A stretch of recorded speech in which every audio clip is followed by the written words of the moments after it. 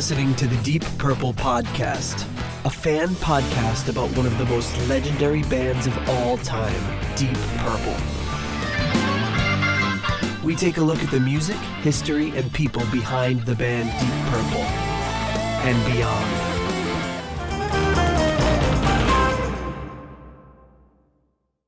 Welcome to the Deep Purple Podcast, the first and only podcast devoted to one of the greatest bands in rock history, Deep Purple. Today's episode is episode number 287, Glenn Hughes, Feel, Part 1.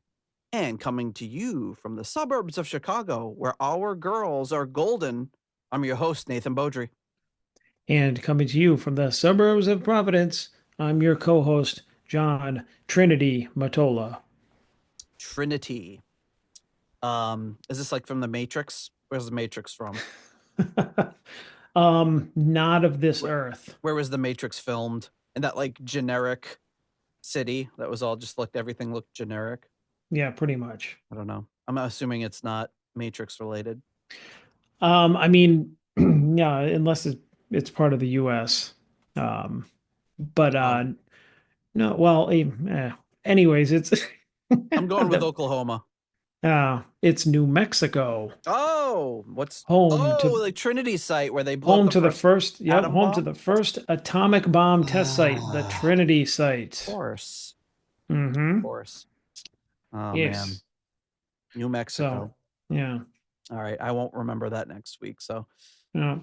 So I know we're like more than halfway through the alphabet, so I won't guess like I don't know, Florida or something, but all right. So why are the girls golden out there in Chicago? You know, I've been listening to this new Golden Girls podcast on Scott Haskins' recommendation. And although I don't think he listened to it, I think he just sent it because he knows we like. And I'm like, this podcast is great. And they do all these deep dives into the episodes. So they'll be like, the character actor that played Rose's boyfriend in this episode. And they'll go through his like career and everything. It's really interesting. And great hosts, really funny, great production. They have like, thanks to our production assistant and our research analyst. And I'm like, man, we're doing it wrong here. Yeah. Yeah, I have heard some snippets from it. It's pretty good show. I mean, they really like they take it really seriously. Like it's like film school level shit. Yeah, well, they're both like actors and actresses who worked on Broadway, so they know like a lot of the terminology about the acting, but they're also very like the woman that's on it does such a good Blanche impression. Yeah. Like it's unbelievable. But yeah, it's a lot of fun. So I was like, wow, I'm jonesing to rewatch the Golden Girls. I haven't done that in a while. Last time I rewatched it was with Jen because she didn't grow up with the Golden Girls because she grew up in a different country. So I started watching it and my kids are just like, oh, what's this? And they're totally addicted now. They love it. Every night they're singing the song. They're like, Dad, can we watch Golden Girls? Just one more episode. I love that your kids are into such friggin' niche type of stuff like that. Like anytime you put up generation, anything you put on from our day, you're just like, yeah, now they're obsessed. They're obsessed with the Golden Girls. So yeah, they're having a really good time watching it. That's great. You know, I was thinking like just a memory related to the first time that I came to your house. You remember how we had stayed up late and we kind of got into this impromptu Billy Ocean fest. When you stayed up. You said first time at my house. I was thinking like when we were kids at my parents' No, at your house, yes. at your house, your current house. Yes. Yep. And so at work today, they had an 80s station playing and Billy Ocean was all over it. Yep. Get out of my dreams, get into my car. I also heard that at work today. Yep. And we had on the same station. And I was telling somebody that one of my coworkers too. I'm like, I remember this song from License to Drive, and they're like, "What's that?" And I was like, shit, you're younger than I am, aren't you?" License, was that the one with Tony Danza? No, it's a Corey Feldman and Corey Haim. Oh yeah. Whereas like one of the Coreys was trying to get his license and he didn't, but he everybody assumed he did, so he had to pretend that he did, and he booked this whole night out like he stole his dad's car and all this stuff. And classic movie of illegalities. I was thinking, what's the one with Tony Danza where there's like something about his daughter? hey, you're gonna date my daughter. You know, that's like one of those kind of movies. You know which one I'm talking about? Who's the boss? No, I don't know. No, it Oh was like it God. I was a mean, yeah, he probably did something that played on that character, but She's Out damned of if I can Control. That's remember. the one. Oh yeah, that's right. I think it was because like at like I think his daughter is like underage. Well, she's definitely underage, but I think too young to drive. But she like steals a car or something. I don't know. Hmm. Yeah. But But anyway, anyways, yeah, good memories the first time that I was at your house in Illinois, and yes, not a. That's like I don't remember not down the uh, street. listening to a lot of Billy Ocean back then, but Yeah, other remember when we than were in your loft bedroom listening to Billy Ocean when we were 18? we Like, probably were because it was all that was on the radio. It's one of those uh, ones where you don't realize how many freaking hits that guy had. What a legend. hmm, But hey, folks, we're here not to talk about Billy Ocean, although we have had episodes where we've talked about Billy Ocean hmm. besides this one because he does appear on the Wizards convention. Great album, the great Billy Ocean song. But we are here to talk about Glenn Hughes and Deep Purple related things. So, just a reminder that our podcast is 100% listener supported and ad free. So, if you receive some value from our show, please consider giving us some value back. You can support our show a number of ways. One is by leaving us a 5-star review on Apple Podcasts. You can buy some merch at our Etsy store. We got knit hats, embroidered knit hats coming soon in the store. Hopefully, by next episode, I'll be able to tell you they're in the store, but check our store if you want to get a nice hat for this upcoming Oh chilly yeah. winter. Oh yeah, and I don't know about you, but around here the nights are getting a tit nipply, I'll tell you that.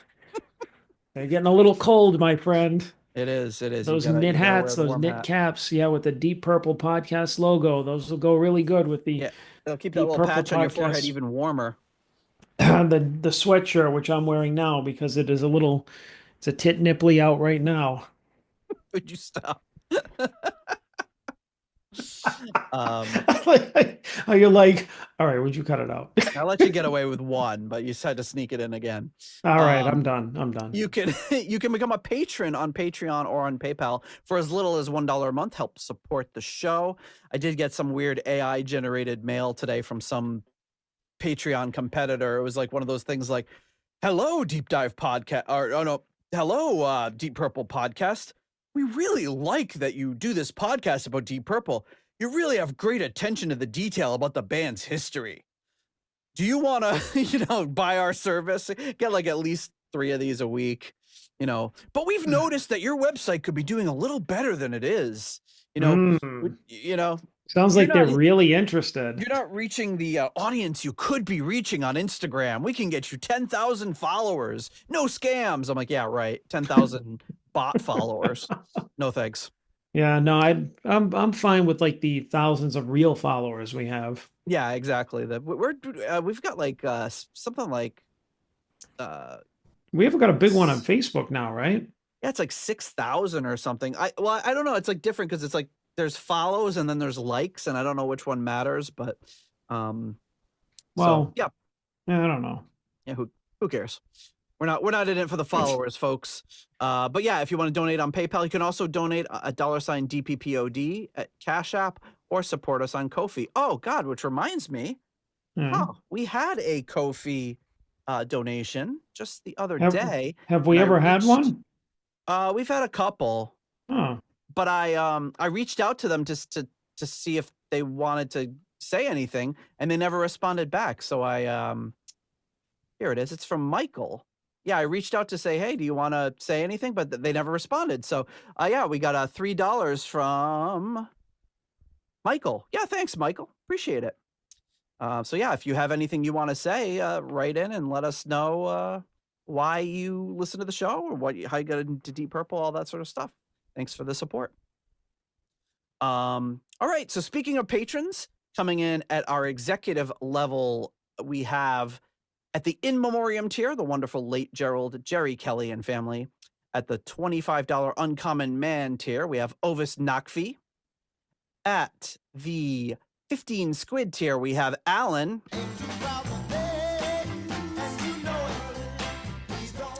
At the 10-pound good doctor tier, we have Dr. Mike Catan.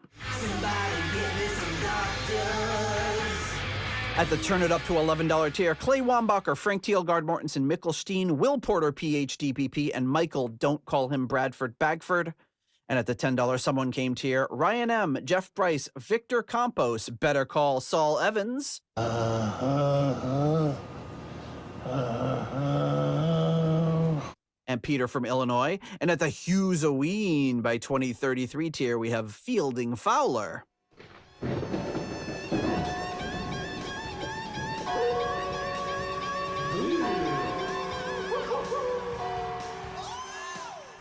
Thank you to all of our executive level patrons for their continued support.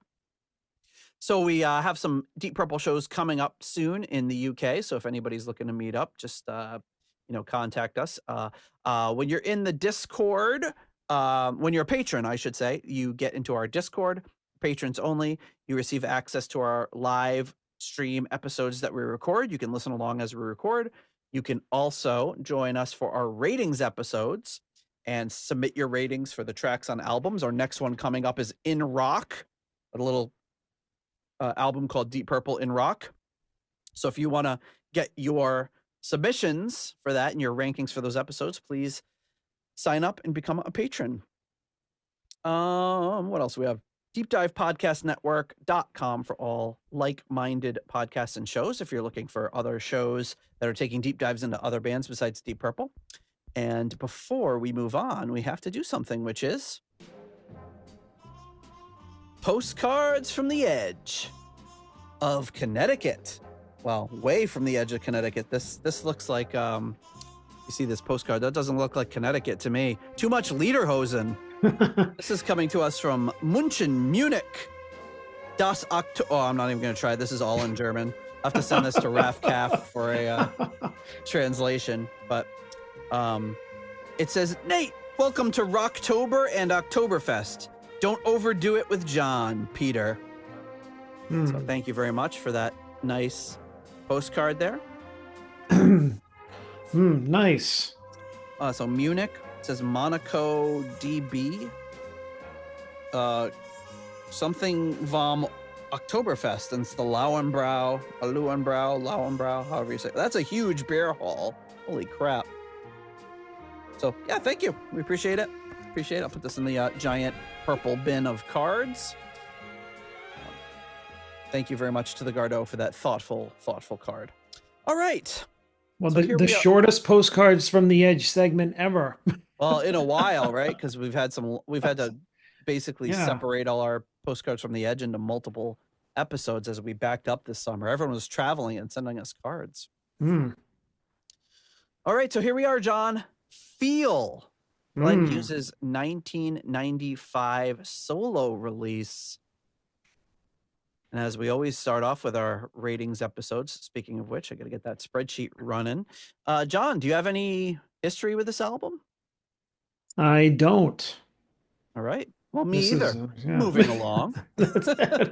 And because you were like, I was actually going to text you yesterday and be like, hey, are we recording tomorrow? So I didn't know the topic of today's episode until I don't know, late yesterday or whenever you sent me the invite. So yeah, I don't think I even scheduled it until last night. Yeah, I didn't get a chance to listen to the album, which I've been trying to do now more before an episode to kind of prep a little bit, but that's okay.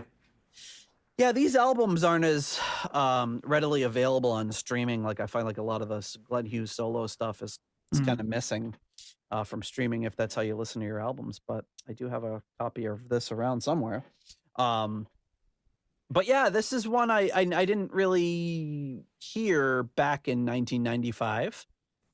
We would have been when this album came out in college, I guess. Yeah, I feel like I thought, or I was under the impression, which I think from what I've read about the album, I was right, is that I probably wouldn't have been interested in it. Just because it's like a departure. I've heard it's a departure from his usual style and reflects more of his funk and soul music. Yeah, so, I've it's one of those ones I've heard like probably a couple of times in the background, but not really ever paid too much attention. So this Hmm. is definitely that like mid to late 90s Hughes. I didn't really, and it didn't get like huge release here either. It was Mm. very, um,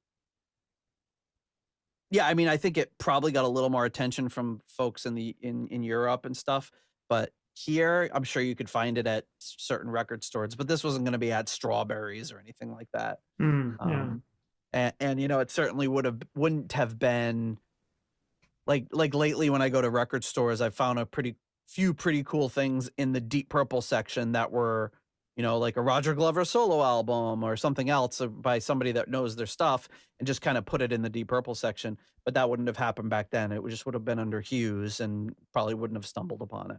Yeah. But yeah, this is Feel, came out in 1995, June of 1995, recorded just a couple months earlier. It's kind of long. It's almost on the hour marks, which is why we're going to be breaking it up into 2 episodes. But I've got a little bit of information on it. So in his autobiography, he barely mentions this. I think he mentions it once by name. Mm. He says, he talks about breaking up with his girlfriend. He says something in his, there's like some story in his biography about like his girlfriend is in the shower and he's like, "Hey, what do you want for your birthday?" And she's like, "I want you out of my life," or something. And so he's like, "Peace." And like while she was in the shower, he just left. So I don't know.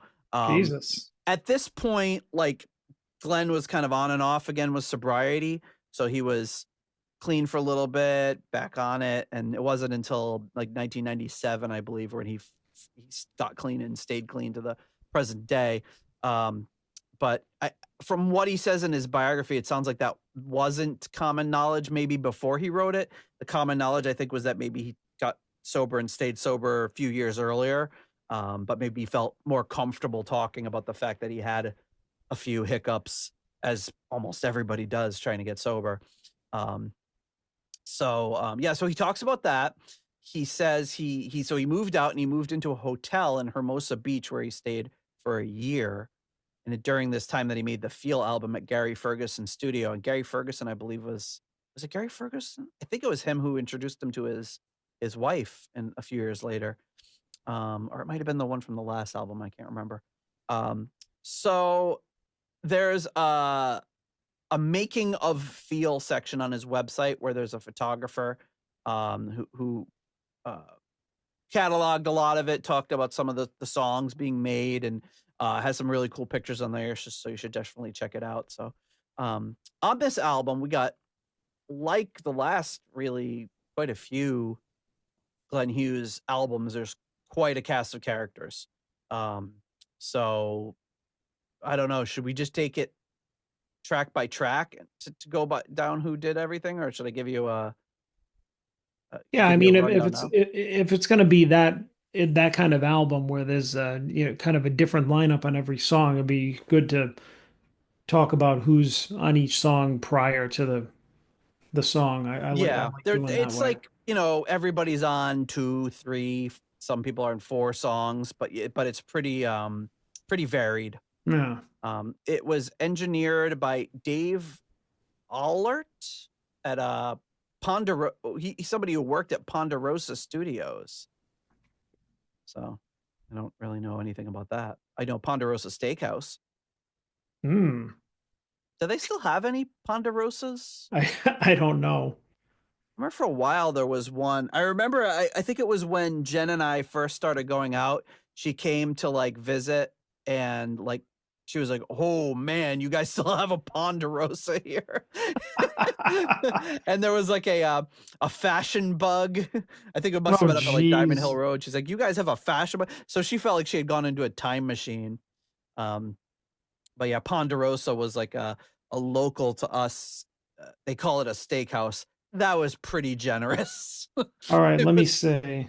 Hang on. I'm checking right now. Well, um, there's a Ponder there's a Ponderosa Sportsman Club in Acushnet, Mass. Sportman Club Oh, or wait, Gentleman's Club. hang on, there is a Ponderosa in Butler, Pennsylvania. That's the closest one to here. Closest one. Get in the car. Columbus, Ohio. Okay. That's the next one. I was just Google mapping it here. Coldwater, Missouri. Oh man. So we could do like a cross America Ponderosa's across America tour. Yep, Ohio. Wow. Um, yeah, I'm sure that if I, got a list of them here. Indiana. All Oh, right. Indiana. Oh, that's where in Indiana? Yeah. Oh geez. Oh geez. Oh, jeez. What is it? Oh man. Of course, it's got to be like this crazy ass name. I'm gonna say it wrong. Vincines? I don't know where that is. I know Vincennes. it's got to be the closest Vincennes. one to me. Let me see. So they called themselves a steakhouse. That was a lie, but I don't remember ever going there and getting anything other than the salad bar. They had those little tiny Right. cubes of ham and cheese and everything. It's 4 hours, 4.5 hours from you if you want to make the drive, Nate. It's about as far into I Indiana as you mapped. can get from me.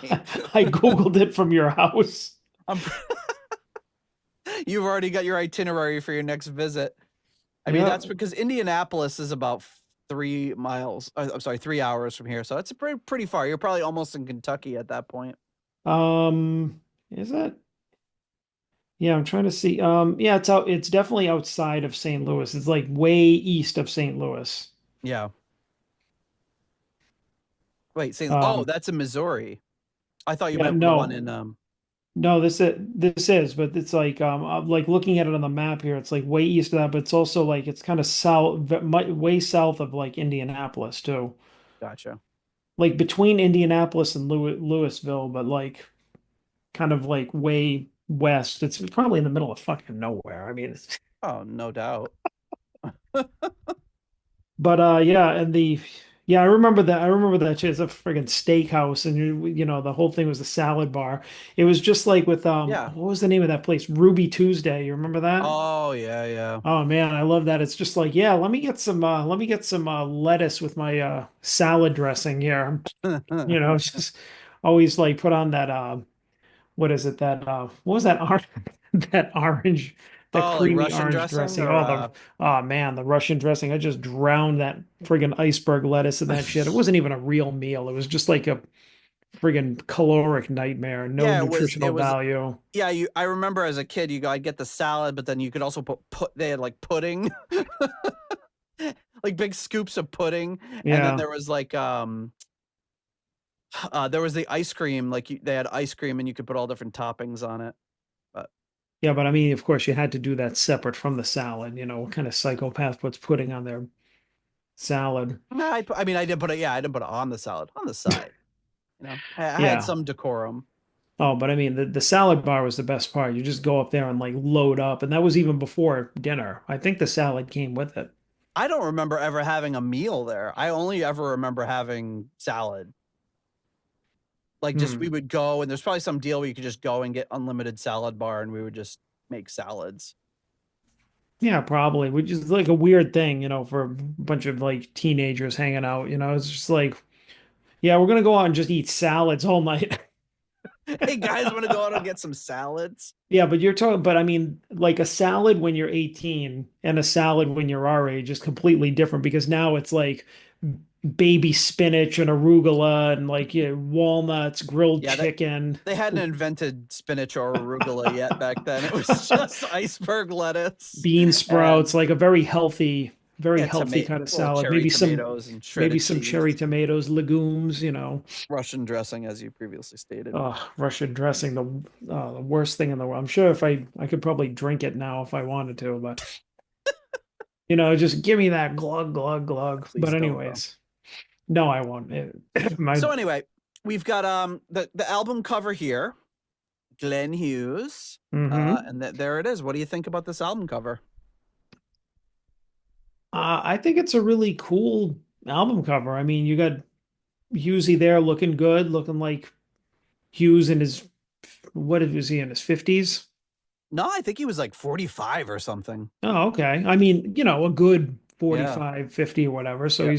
he's looking good, but I think that I mean, I've seen the album cover before. I'm familiar with it. Yeah. I think it's really cool, but him like with the kind of like Michael Bolton look, you Oh know, wow, yeah, kind of, I didn't just think about that. Yeah. all in black and the blurred out background and then like feel in purple. And I just was like, I feel like this might be like a new age album or something I wouldn't want to listen to. Like something about again, back then the covers would sell it. So it's like if you didn't have a picture like of Hughes now, right? Like on his performs uh deep classic Deep Purple with him holding the bass and going like, Yeah. with the sunglasses and everything. You're Yes. like, all right, he's rocking out. I'm gonna go Yeah. see that. But you see him all in black, leaning forward, like, yeah. I, I wonder if he ever did How Can We Be Lovers? Fusey ever covered it. How can we be lovers if we But can't be friends? That'd be great. but yeah, what do you think of the cover? I mean, it is what it is. It's Glenn Hughes kind of leaning over. I like, his hair is looking good. Kind of, what would you call that? Like teased and kind of highlighted, or if the light's just hitting it, I don't know. Yeah, I don't know. I don't think he. Well, I mean, yeah, he did have some weird hairstyles for a while, but yeah, it looks like the light's just kind of hitting it a certain way. I don't think he teased it. It's just he's just got a full mane. Yeah, yeah, yeah. The mane is the perfect word for his hair. It's completely surrounding his head. It could be like if you cut out his like if you cover up his hand so you can't see Yeah. his hand, it's like his head is just floating in a like a void, Yeah. So I you mean, know. this kind of looks like I always looked at this album cover and saw the title and thought like, oh, this is got to be like his ballads album or something. Like Yeah. that's the impression it gave me. That's all. You know what I'm noticing though is kind of weird is like the F in feel is just like kind of cut off. It just goes like below the bottom of the album. It's like, screw it. Yeah, that's true. It's a little like weird. Like, why wouldn't you move it up a little or make it so that, use a different font? We cut off the F. Because it Fuck it, also print it. because it's cut off, it looks like it could say like seal or seed. How many of these album covers has Walter Hobbs from Elf been involved in? Print it. Send it Who's to the that? printer. Think I care about a stupid dog? Print it.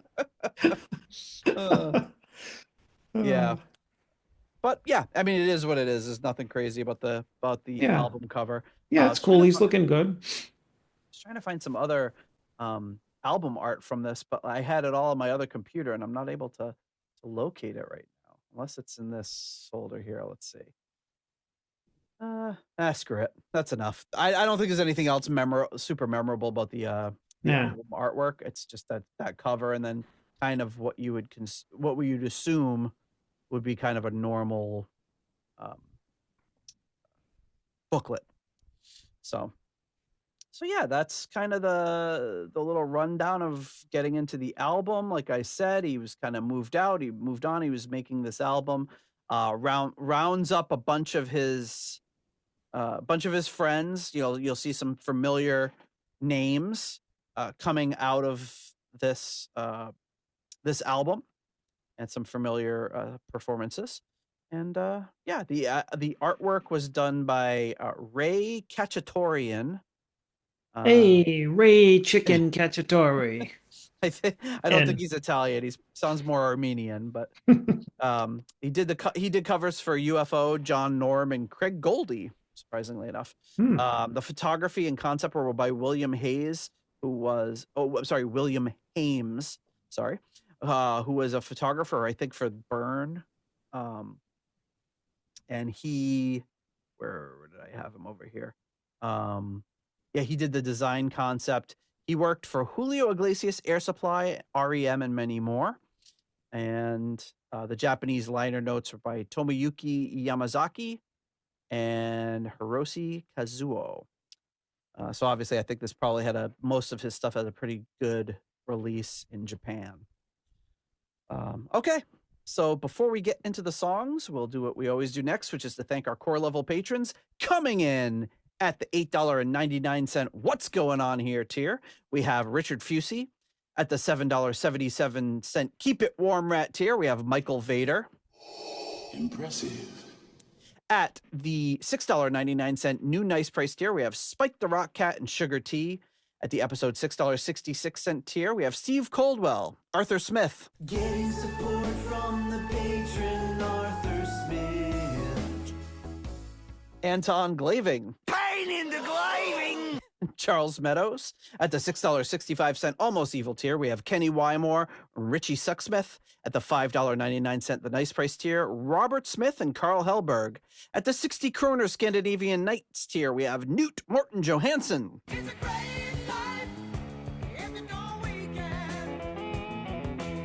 And at the $5 Moneylender tier, John Convery, German Heindel, Adrian Hernandez, Jesper Alman, Alexei the Perfect Stranger Slepikoff, Kev Roberts, Percival Frequency, Scott Zerns, Cynthia Doobie, Raf Calf. My Czechoslovakian is not so good. Coyote Bongwater. John Maselli.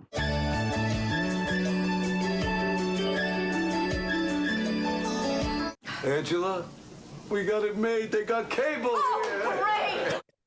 Sarah Sanders. No, Kelly Clarkson! Jelly Bean and Evan Robinson. Thank you so much to all of you for your generous support of the Deep Purple podcast. Did you hear how excited Angela was? Yes, it was actually one of those scenes where, which is almost every scene with those two, where they're breaking the sexual tension by mentioning that they. Yeah. So she's like even adding a little more artificial excitement about having cable, so they don't have to sit there and think about how much they want to bone each other. Ooh. Which is how most I can't remember what season. Oh, spoilers! If in case you haven't seen the show, I don't know what season it is when they finally start going out, but Like the next to the last season or something when it like inevitably went down the toilet, right? You can't ever make the connection happen, and it's chaos after that. that. Okay, so here we are. We're going to do the first half of the album today. And this album opens with a track called Big Time.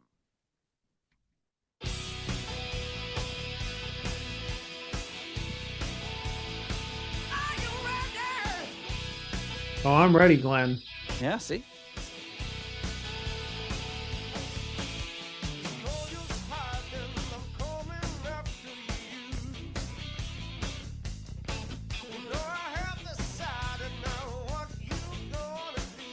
Oh, So you see- forgot to say who was on the track, Nate.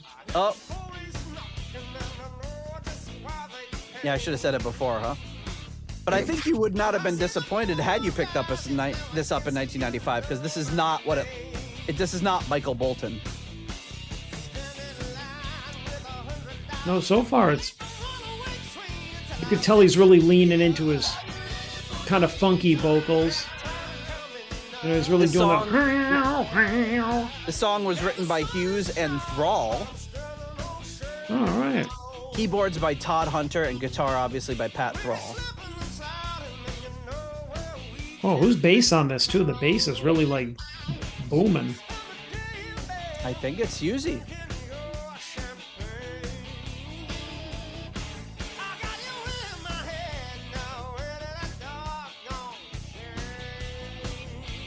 There's no one else credited as bass on this album. Oh, okay, great. But he is really ripping it up. Nice snarly tone.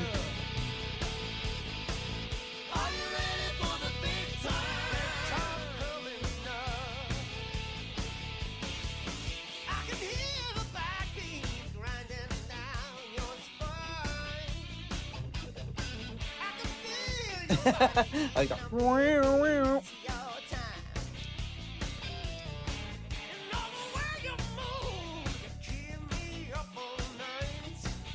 This is good.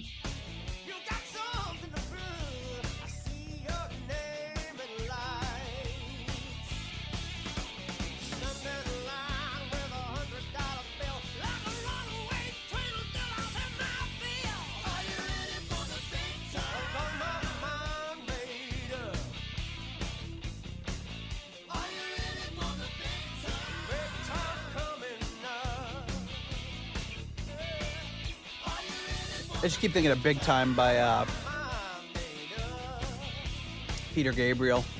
I think that's the only other song I know called Big Time. I knew somebody who called somebody that as a nickname. That's a good nickname. I used to work with them, and they would like always come over and they'd see that person. They'd be like, "Hey, what's up, Big Time?" That's good. I wish that was my nickname. My nickname's Medium Time. Was Sounds this like at there was a Almax really- or is? No, this was post I was gonna Almax. I was gonna ask if they were still dead. I'd say within the past like 12 years. All right, I like it. So I think we heard like kind of a really short solo from Thrall there. Mm-hmm. Like very short.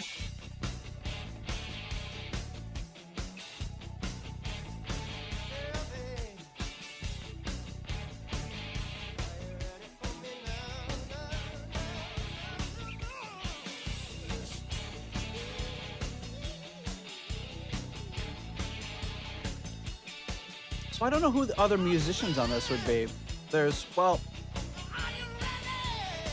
oh, Gary Ferguson on drums. He'd worked with Billy Preston, Eddie Money, and Gary Moore. Also did production.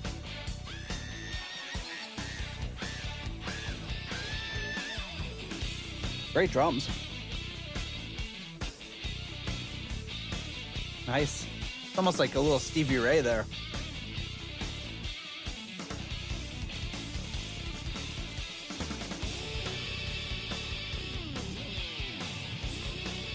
Yeah, he's doing some really bluesy shit.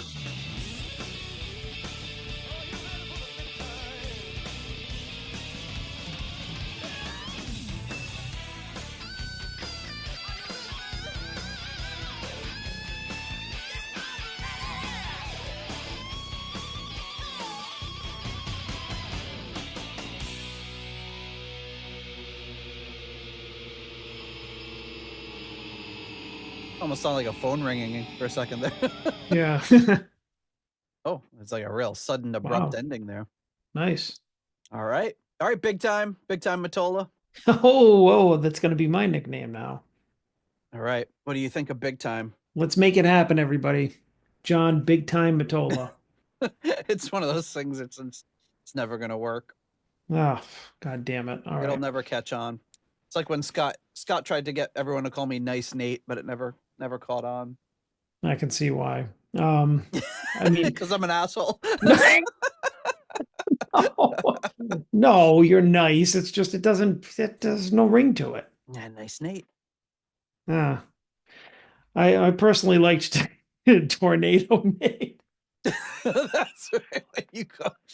That was my nom de plume. Well, I guess it wasn't a nom de plume. It was a nom de. No, it's because nom, I was nom de guitar. No, you don't. But you remember that when we were like we were in the 'cause you were- band you together, were- and I was Johnny You were Hurricane. Johnny Hurricane, And and so we're like, all right, I who are you? assumed the We're name like, of Tornado Nate. it's like, no, I don't even think you came up with it. So we just pointed to you and said, all right, no, he's Tornado Nate. I thought I came up with it. Well, who cares? Who remembers? I don't know. And then, we could have been a whole weather thing. We could have been like, all right, and that's Tropical Storm Dave. And, Yeah, it was funny because like you and I had the two storm names, but then it was like E-Rock and Dave. Actually, I remember we used to laugh about that because everybody had a nickname and then we're like, and Dave. It was like Tornado Nate. good times. All right, Johnny Hurricane. Anyways, yeah, so I'll give Big Time a Big Time 4. All right. I got a really good first impression from this song. I think well, first of all, you got like Hughes' bass was like really well Yeah. produced on this. For this song, for this kind of music, like, that really kind of like low in the mix, dribbling sounding bass. It sounds like he took all of his strings and like tuned them down like so low they were like cooked spaghetti, and he's just like, Yeah. Yep. it was very cool. And it worked over that, over Pat Thrall's guitar. And he did some great stuff.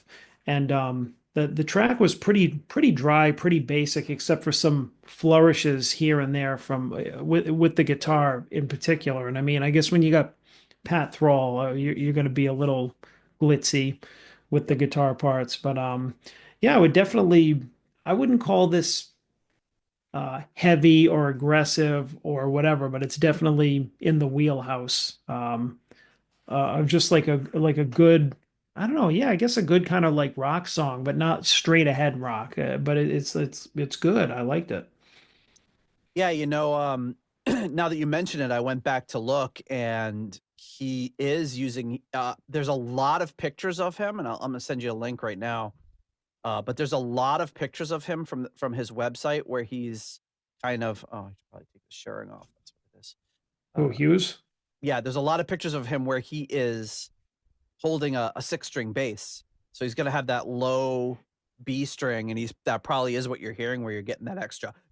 And you've probably seen pictures from this session again. A lot of pictures of him in like shorts and just wearing this, like looking all serious, wearing this. But I don't remember seeing, other than this photo session and maybe this album, I don't remember ever seeing a lot of other pictures of him playing a 5 or 6-string bass. He's usually strictly a 4-string. So maybe he was just during this time, he was really experimenting with getting that bottom end and, playing on a different instrument. I've never even played a 6-string bass. No, No. I would have thought you had.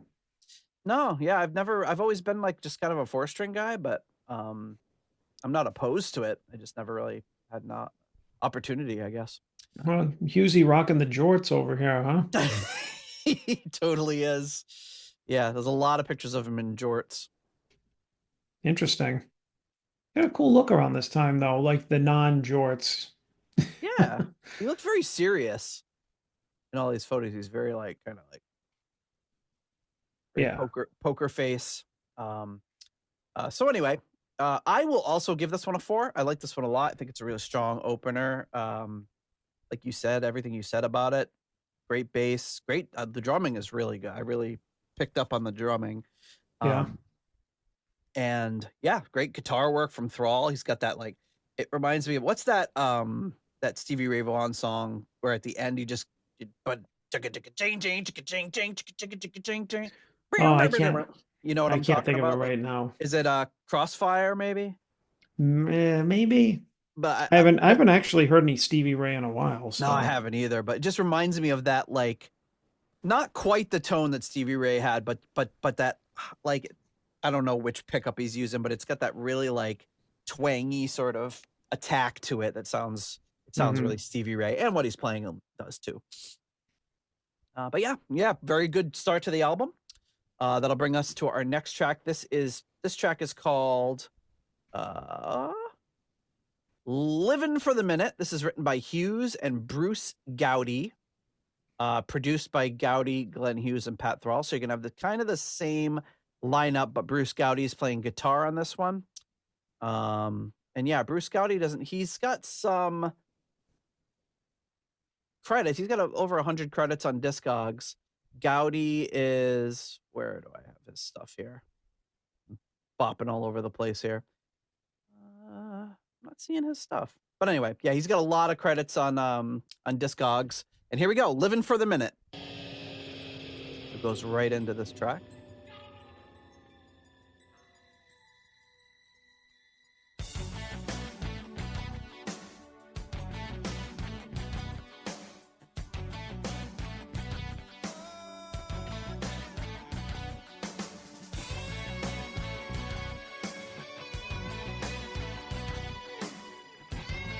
Bruce Gowdy,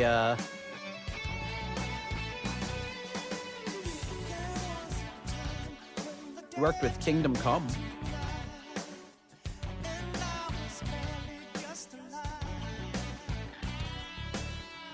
Now, what did he do again?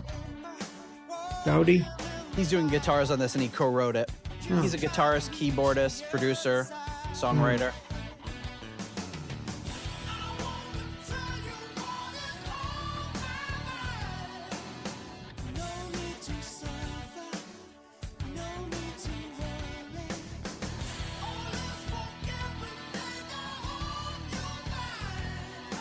Reminds me of that song, bass line by Dead Daisies.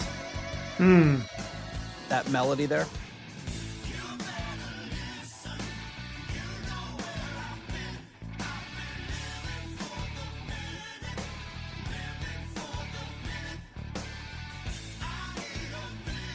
Catchy chorus.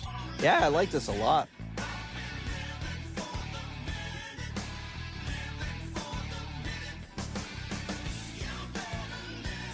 This is very different from what he's done up to this time. Yep. Like I say on the first song, you can tell he's really getting more into his soulful voice. Yeah, hear how low that bass is? Oh yeah.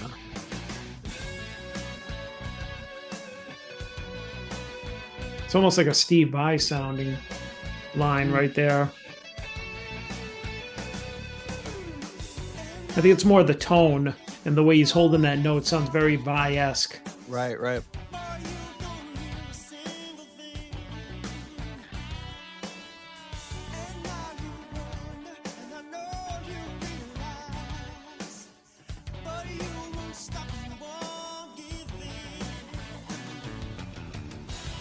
Nice.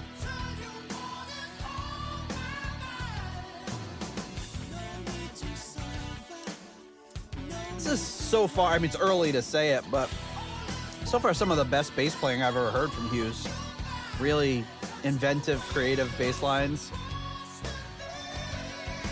Yeah.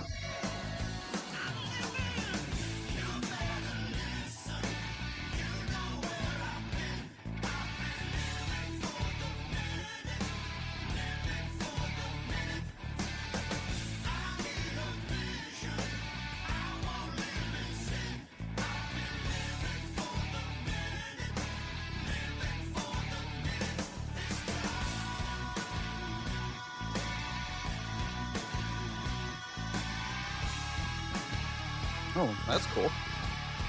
Hmm.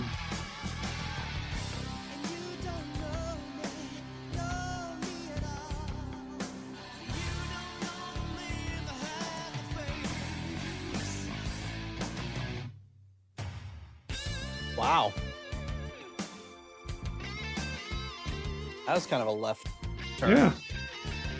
I thought the song was done. Yeah, I thought it was like an unorthodox ending, but it was an unorthodox change.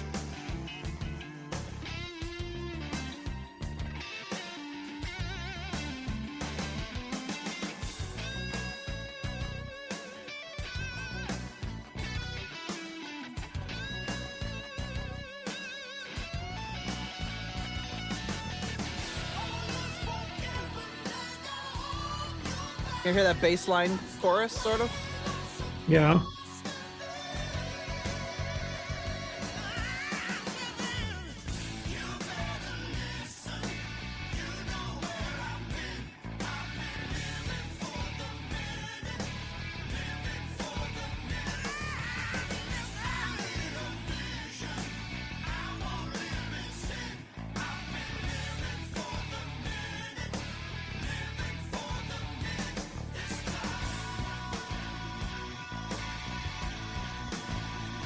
Nice. I like how he's blending all of his different ranges together.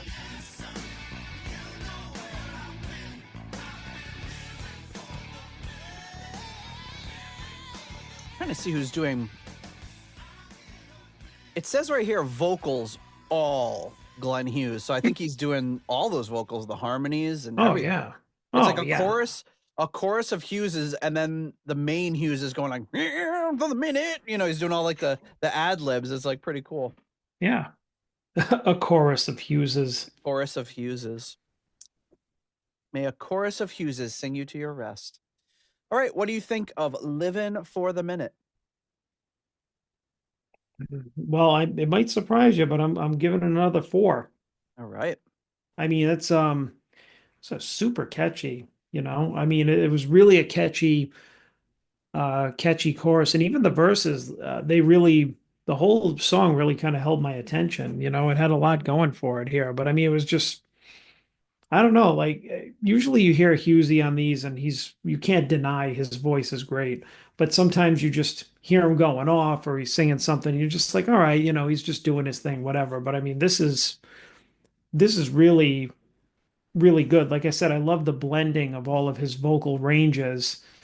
Um, like like you said, he was like doing all of his own vocals, like harmonizing with himself and doing the ad libs over it and everything. It's like I love that stuff. Yeah. And I mean, it sounds great. It's all, and sometimes you do your own voice, and it's like other voices mixing together. Like a different vocalist will add, some other texture or whatever. But he's one of these vocalists that clearly he can do it all on his own and still produce a great result. Yeah. So, and and again, I agree with you so far with the bass playing is probably some of like, the best bass playing that I've heard from him. Um, since, geez, probably since the Purple days up to this point. Hmm. Yeah, because I mean, it's really defined, and yeah, I'm just really enjoying it. I'm like grooving to it. It's because it's like it's out front, but it's not too out front, Yeah. you Very know? well, yeah, mixed. I would say the Hmm. only mild criticism I'd have so far is the guitar tones are a little like flat or soft, but Hmm. I mean, it's the songs are more than making up for it for me. I will give this one a 5. Oh, I know. I should have prepared you for that. I yeah, I love it. know. I think this is just a great track. It's one of those things I can see myself going back to more. Like I said, I must have heard this once or twice over the years, but I don't think ever in an environment where I was paying really close attention. So Hmm. yeah, I love it. I dig it. And like you were saying, I think vocally he seems very disciplined so far on this album. Hmm. We're only 2 songs in, but from what so far the bass playing's been incredible. The vocals have been, I mean, they're always incredible with Hughes. He's not Yeah. There's not a lot of range of quality. It's always super high quality. But yeah, and very disciplined, really singing for the songs and playing for the songs. Good stuff. All right. Next track up, track 3 on this album is Does It Mean That Much to You? Oh, it's like a little accidentally on purpose here. Oh, really twangy guitar tones. This is like a Caribbean Hughes.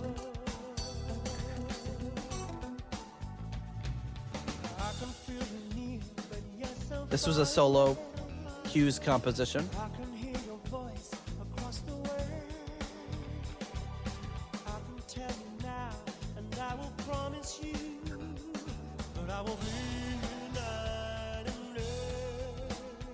Keyboards by Mark Huggenberger and Todd Hunter. Pat Thrall doing the acoustic and electric guitars.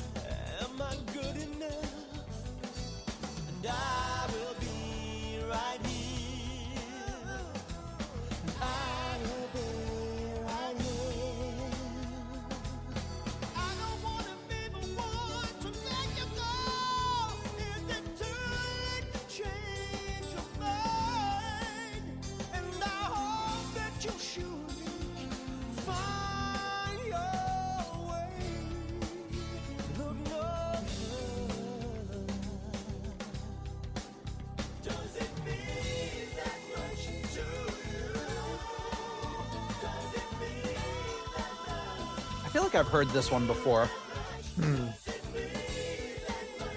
Yeah, this one, it isn't hit me as much as the other ones. Not yet, anyways.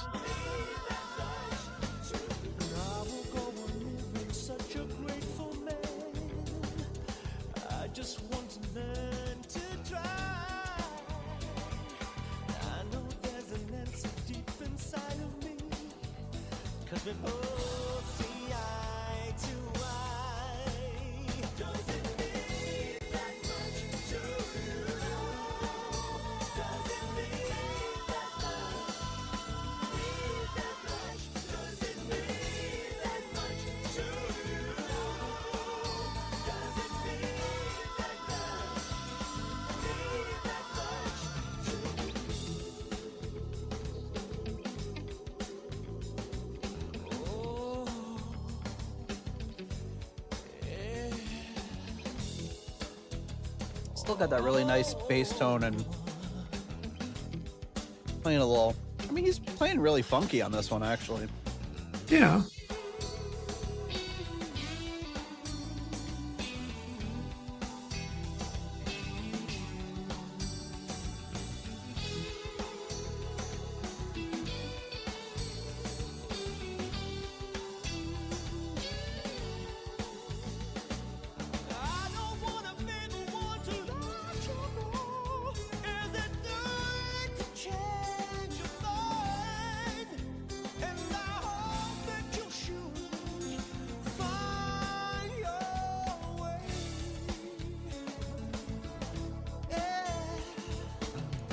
So Todd Hunter, who played keyboards on this, on the Glenn Hughes website, it says this. It says, Glenn was still composing the song when Todd came into the studio, and in 5 minutes, Todd had learned all of his parts already and was set to go.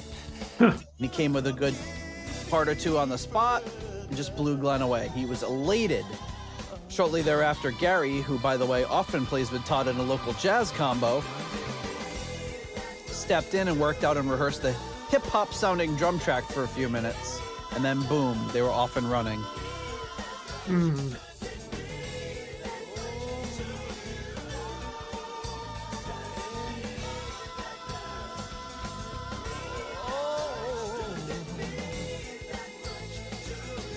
Another chorus of Hughesies.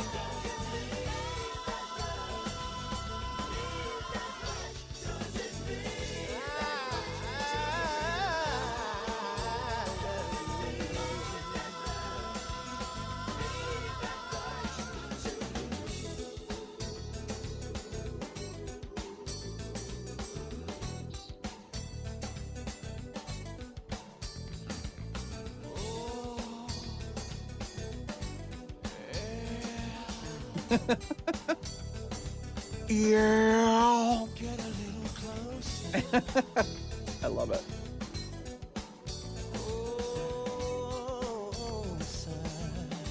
Mm.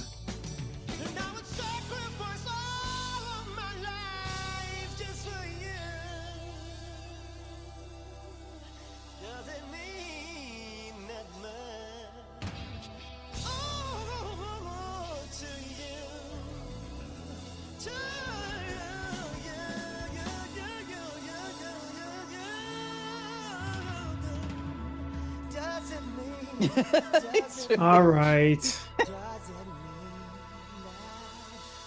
Come on. End it. Oof. He That was a milking lot. it. Oh, that's an understatement. Oh my goodness. John, does it mean that much to you? How much does this mean to you? 2.5. All right. Couldn't get into it. No, not at all. Not even a little.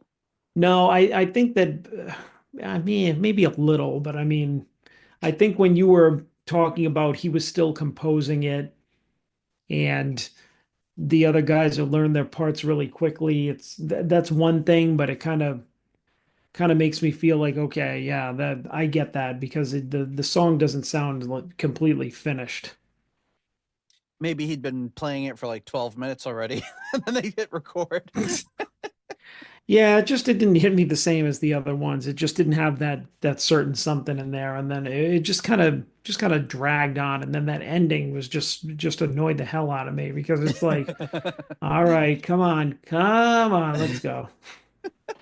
Yeah, So, I would say it's like over 5.5 minutes. ugh, yeah, what a slog.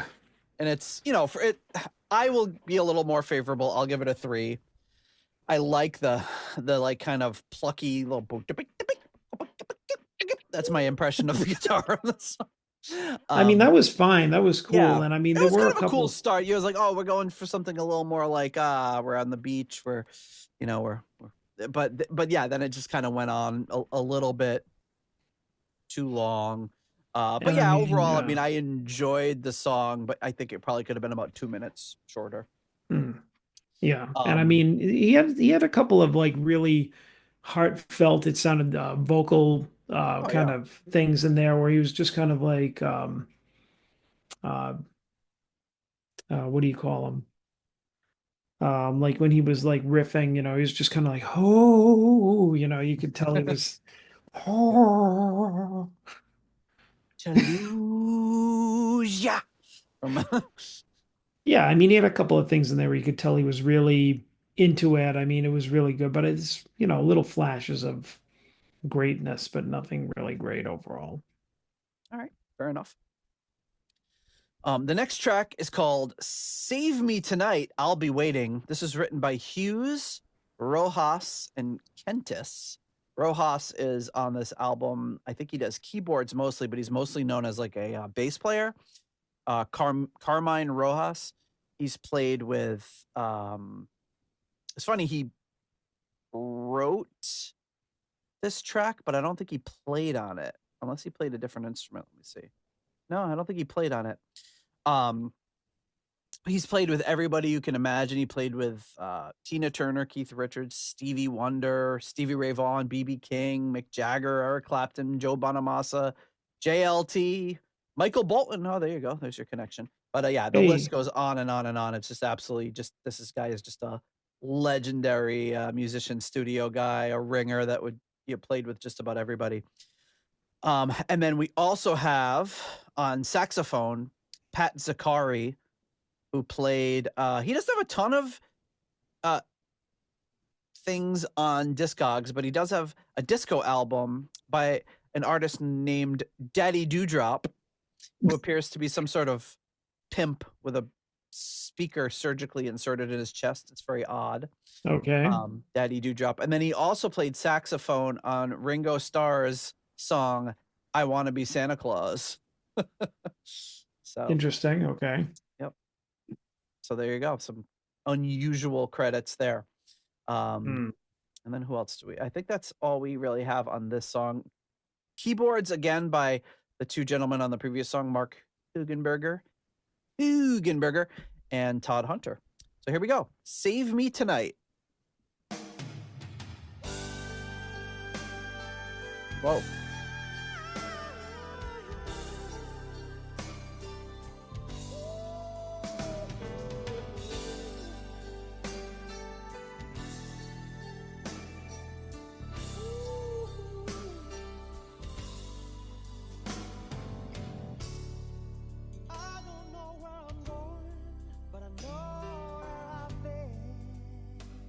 I saw that line. Glenn. I saw that line coming from a mile down the street, and I still couldn't get out of the way.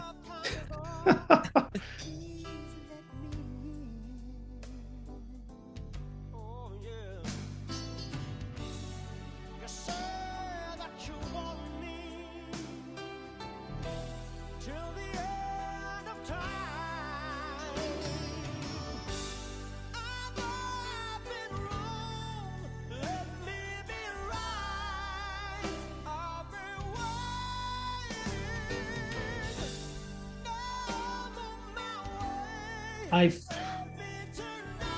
feel like almost like a Boys to Men song. Yeah, 4 Glens in different colored suits. I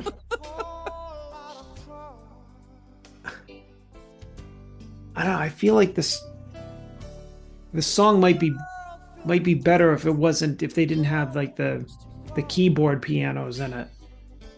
Oh, like a real piano, yeah. Or maybe there is, but I mean, it's not really full. You know what I mean? I feel like if there was more like natural instruments in it, it'd be more effective. Yeah. Yep. Oh. We were both like, oh, there's a sax. He's like, oh shit, I'm early. Just leave it in. It created a little sexual tension there. Yeah. Exactly.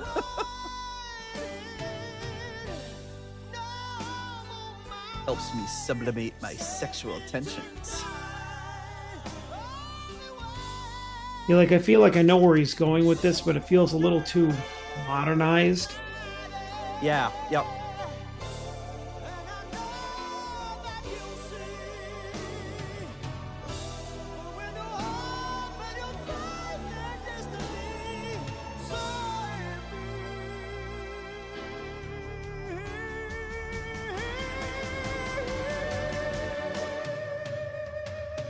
Sax solo. Oh, maybe not. Oh, I thought that was the sax. That was a Hughes solo. Oh, there we go.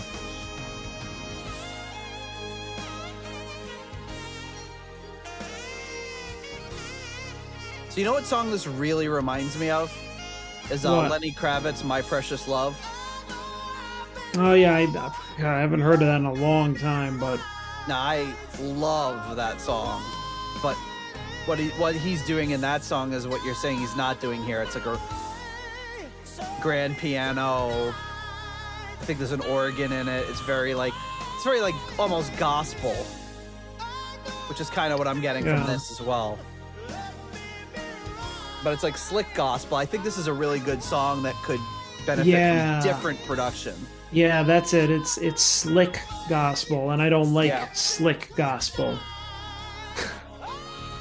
No, but that's what I was saying before. It would benefit from more of an organic sound. Yep.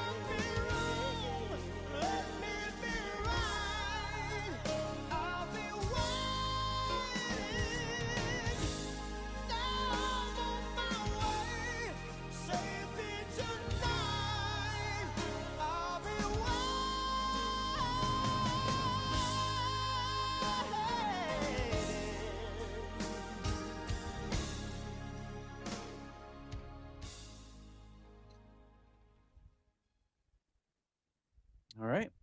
There it was. Save Me Tonight.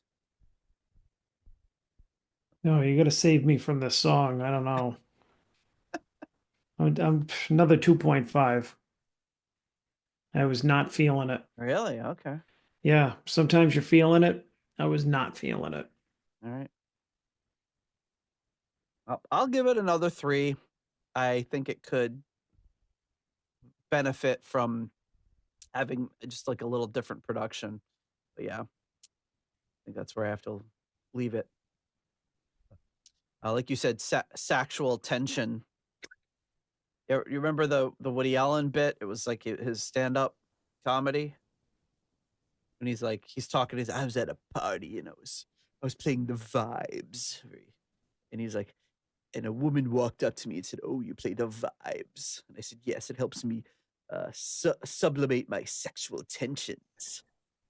And she said, "Do you want to help me sublimate my sexual tensions?" And I thought, great, a girl that plays vibes.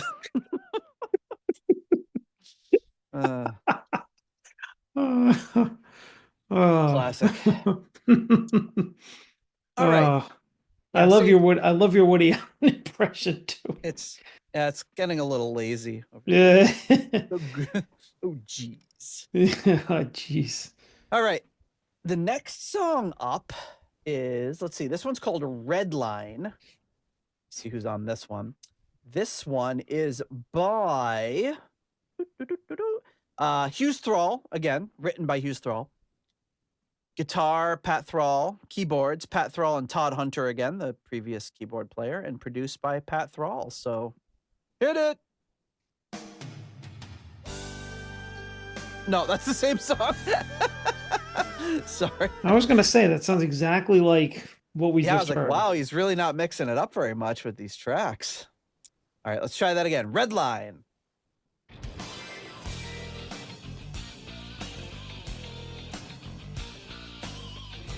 Kind of that like discordant.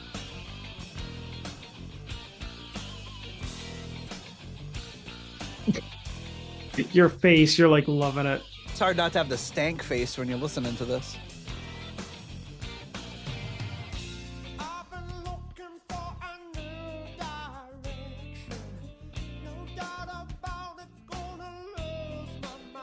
Okay.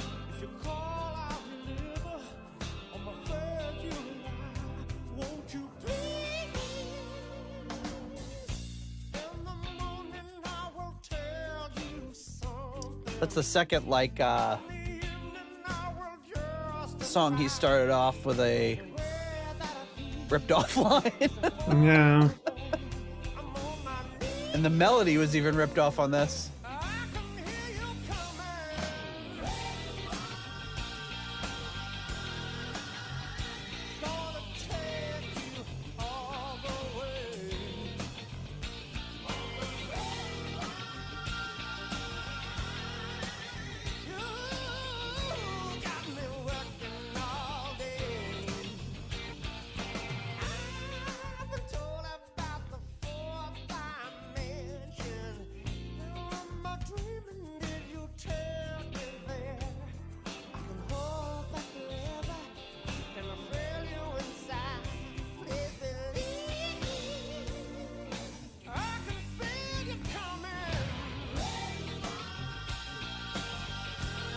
Sounds like something that I've heard. Yeah, it's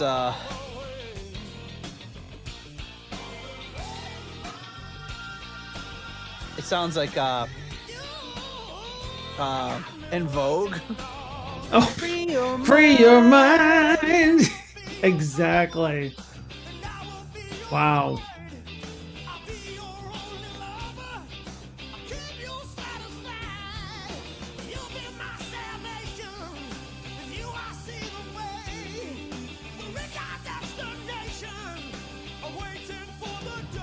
Hughes must have when he was living in that hotel, he must have got like excellent signal from an R&B station.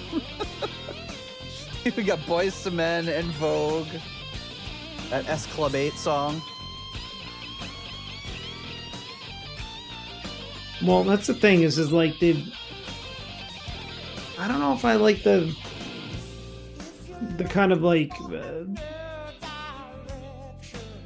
you have That's this like a direct melody and line, and then you have like this discordant like yeah, chorus, which I don't know if I like.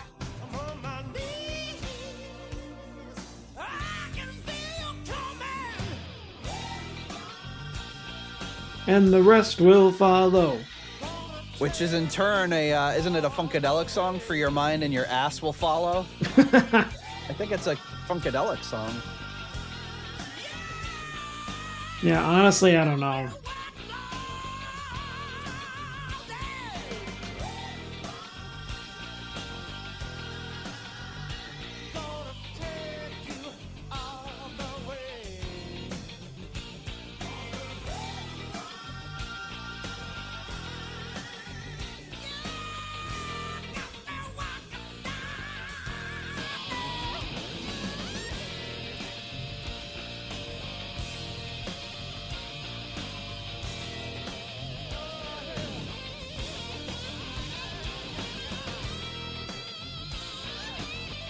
It's kind of a dirty song with the lyrics.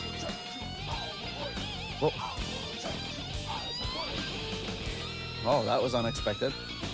That was like a Deep Purple New York kind of vibe. Yeah, I don't know what's going on here. That's what it sounded like.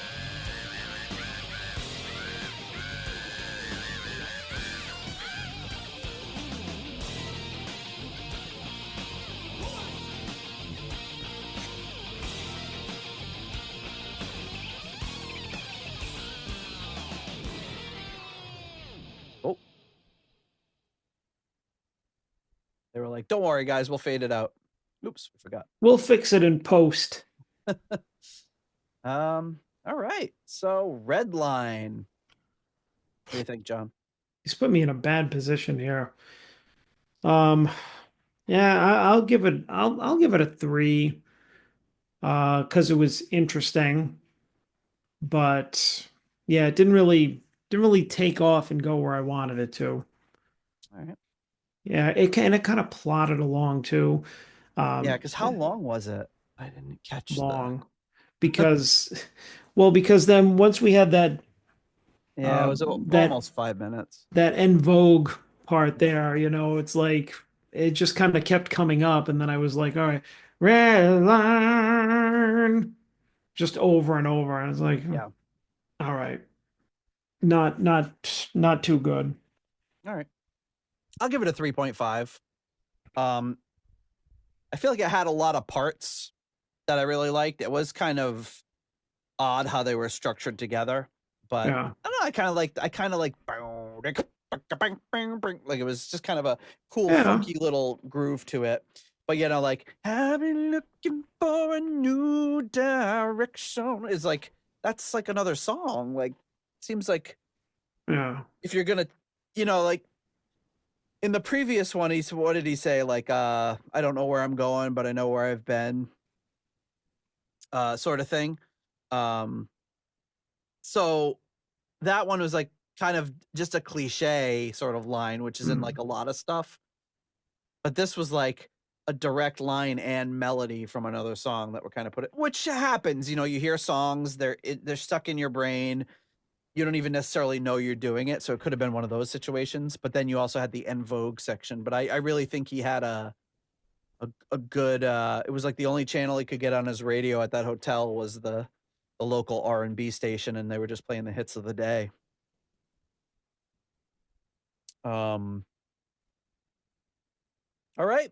Yeah. So and the lyrics are a little weird. They're very like suggestive. Oh, I wasn't really listening. Yeah, I just kind of pulled them up about halfway through the song. It's a little weird because it's like, you know, it's like stuff like, I can feel you coming. Can I feel inside you? All that sort of stuff. I'm on my Ooh. knees. I can hear you coming. Now the way I feel is a 4-letter word. You know, all this, like, it's pretty much all just dirty double entendre stuff, or single entendre as we've called it before. Oh, Hughes.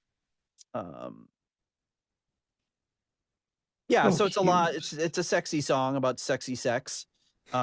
Sexy sex. I don't know why it's called Red Line. I thought it would be like, you know, like you don't cross, you know, that's the red line I can't cross, but it seems mostly it's just about. But then there's stuff about faith too. I deliver my faith.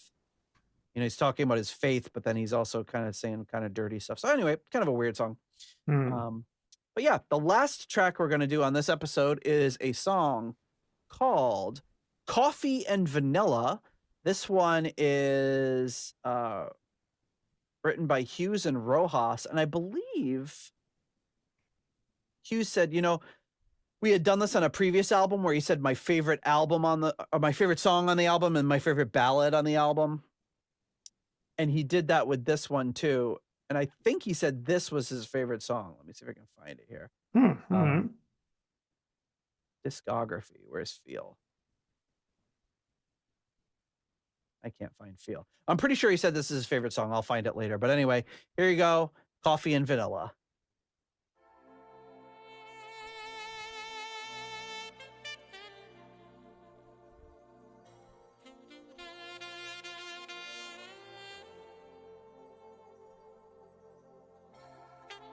Yes, favorite song, Coffee and Vanilla. His favorite ballad was Does It Mean That Much to You? Whoa.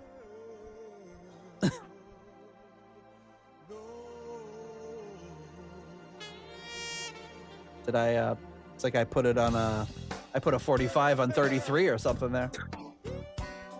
Ooh.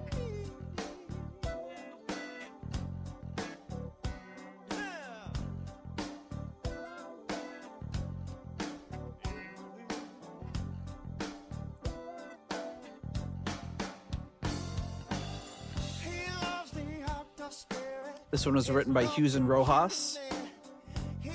Pat Thrall on guitar, keyboards, Carmine Rojas and Mark Hugenberg.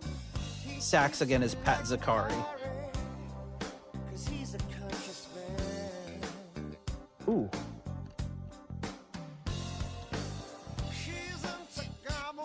Ooh, popping and slapping. Oh, he is.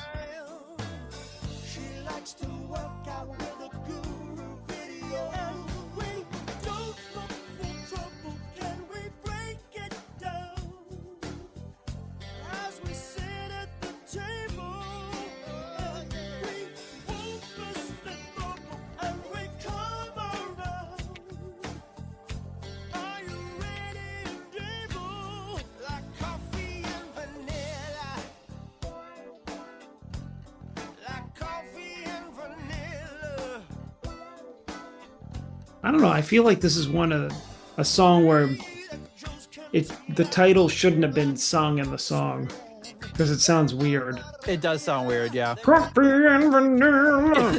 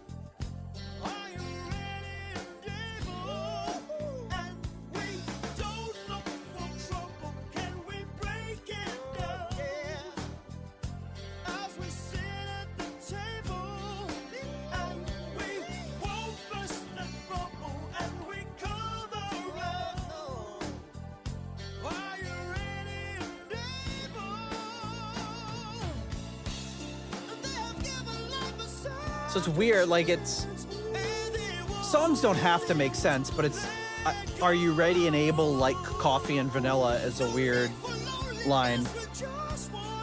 Right. Like, what the hell does it mean?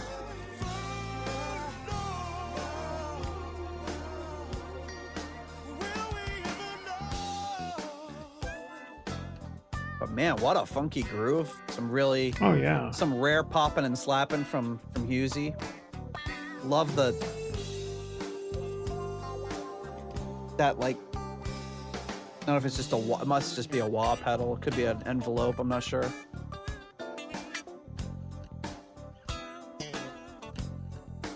Bam.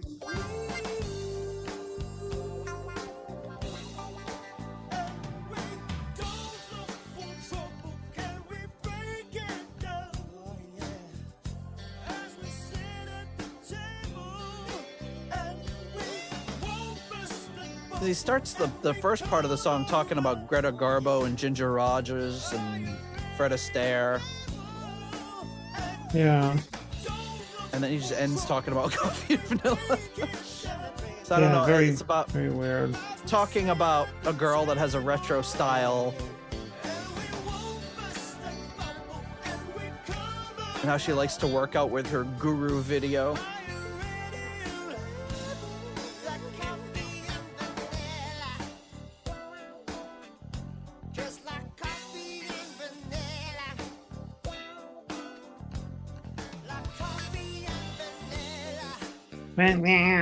Do you ever think he goes to Starbucks and orders this?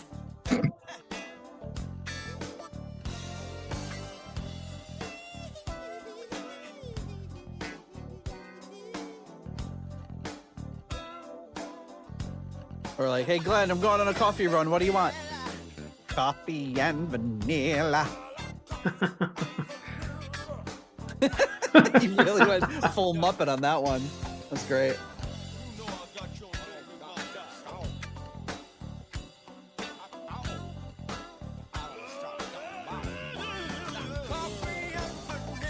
This reminds me of like a Stevie Wonder track, like the way he's and he's doing like all this like kind of talking over the end of the song. Like Stevie Wonder would do a lot of that. Oh, that was Like good, Nate. it just kind of breaks down into like kind of like silliness, you know? Just Yeah. talking about, oh, I'm gonna get that coffee and vanilla. Oh, I kind of like it. John, what do you think about coffee and vanilla?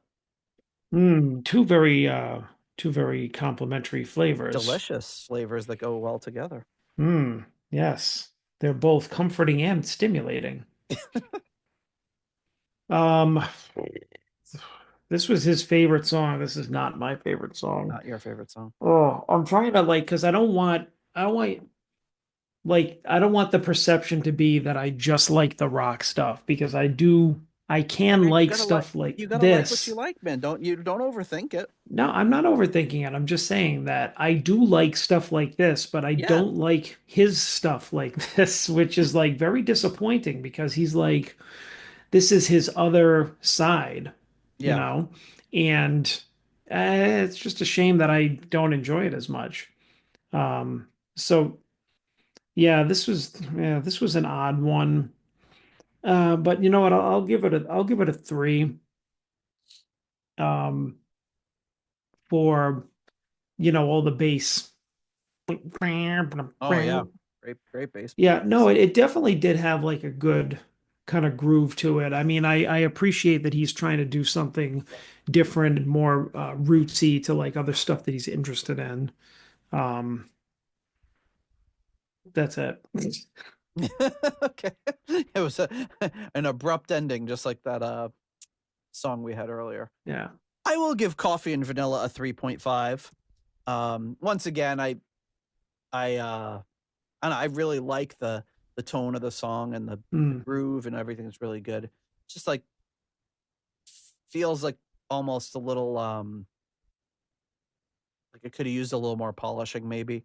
And again, it's a song that's almost got going on 6 minutes long with the fade out. Yeah, I think that's the other thing too, is like some of these are like pretty long. Yeah, because this whole album is almost an hour long, and so far I've I'm counting at least 3-4 songs that could be chopped down quite a bit. So yeah, it's a good track. I like it. This is an album I would really like to just put on in the background and groove out to. I think it's got some really good stuff so far. But yeah, just a few things that I'd probably change up. But I'd say one of my favorite all-time Glenn Hughes songs has been discovered in Living for the Minute. And Big Time was also really, really strong to start off, but definitely a very strong start to the album. And we'll see what next week, I guess we'll see what the second half has in store for us. Yeah.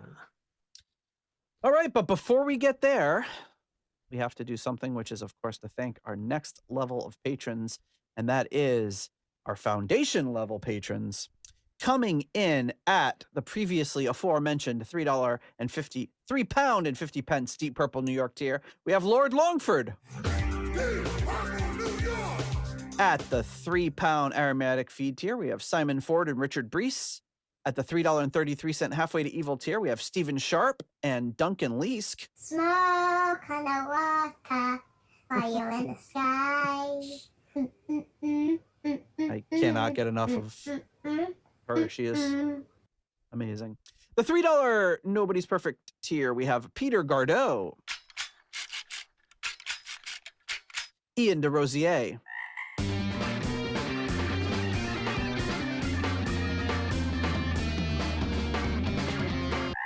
Mark Roback, Stuart McCord, Ivan Fjeldbu,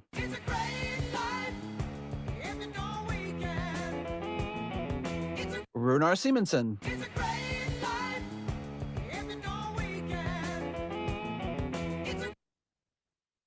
Ruinous Inadequacies, Corey Morissette, Ashley,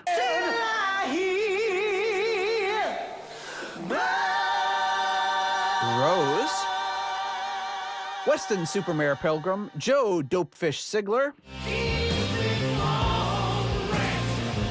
At the $1.71 tier, I want my own tier, we have Rich, Yangui, Shaylor. I know who Rich is. Rich is my favorite. At the 10 kroner tier, we have Karsten Lau. Cold, hard Danish kroner.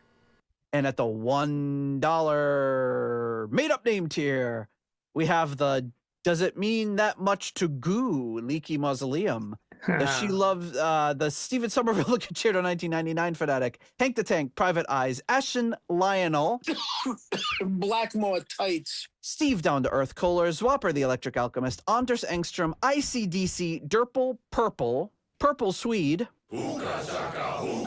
Swede. David Haddam, Graham Bonnets, Disco Pants and Haircuts, and Eddie Lyon. Homosexual. Thank you so much to all of you for your generous support of the Deep Purple podcast. All right. We've done it yet again, John. We've done it yet again. I can't believe it. We just keep.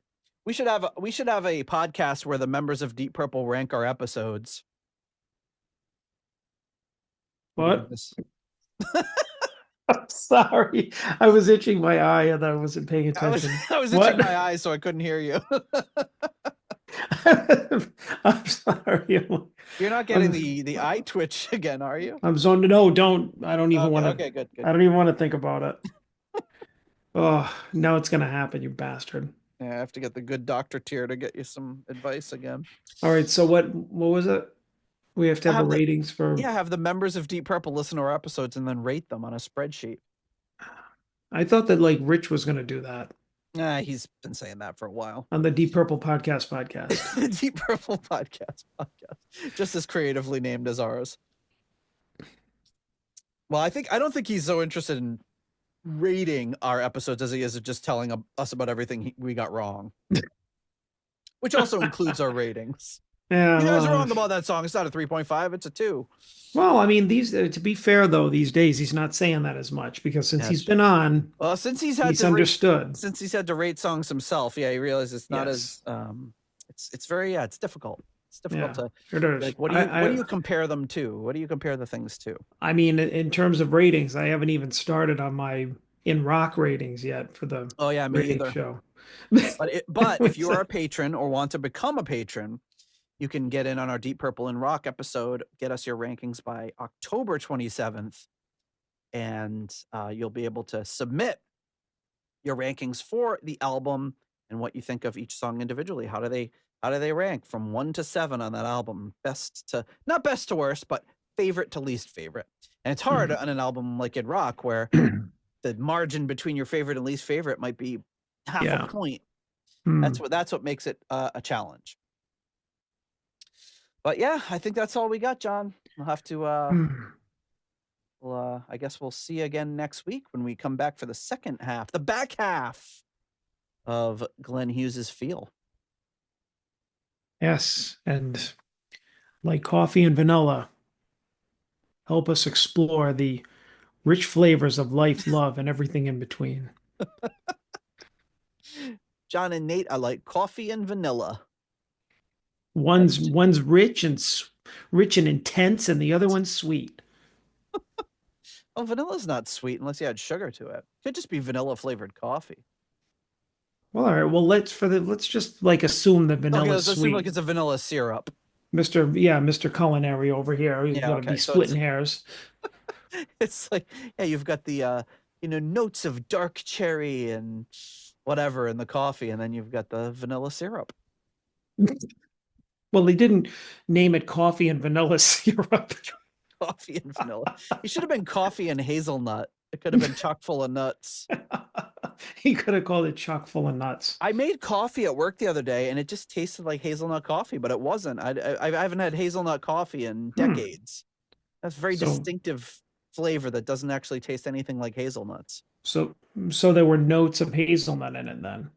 Notes of hazelnut coffee, because hazelnut coffee is not the same as hazelnuts. Hazelnut coffee. I don't know what that flavor is or what it's trying to be, but it's not hazelnut. Okay. All right. Well, on that note, folks. Yep. I feel like we're going to see you again next week with the second part of this album. Yes, indeed. Coffee and vanilla out. All right. Later. Thank you for listening to the Deep Purple podcast. If you like what you hear and would like more episodes in the future, please donate on Patreon to support the show. You can also leave us a review in Apple Podcasts to help new people discover the show. You can follow us on YouTube, Instagram, Twitter, and Facebook for show updates. See deeppurplepodcast.com for more details. Thank you for listening.